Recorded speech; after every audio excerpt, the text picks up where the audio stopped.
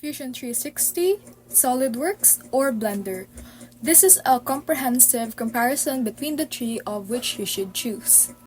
So hi guys, here's a breakdown of Fusion 360, SolidWorks, and Blender specifically for 3D painting. For the best use, this Fusion 360, which is this site right here, is for engineers and product designers. And for the SolidWorks is that it is also good for engineers and industrial modeling. And for Blender is that it is capable or best for artists, game developers, and animators.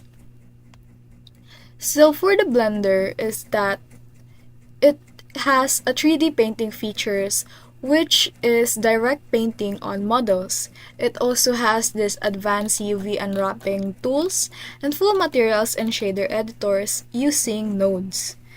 The pros is that it is free and open source, an active community and constant updates, and supports sculpting plus painting workflows.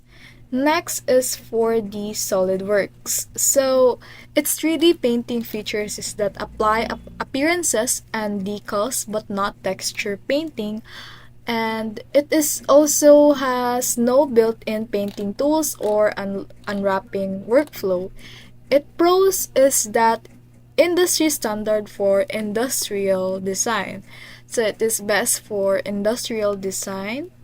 And for the Fusion 360 lastly is that it is beyond applying basic materials or colors, and texturing is limited to appearances, not paint or texture maps.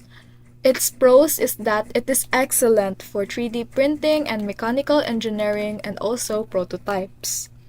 So, final recommendation is that use Blender, which is blender.org, for anything related to 3D painting, UV texturing, and game assets or stylized artwork.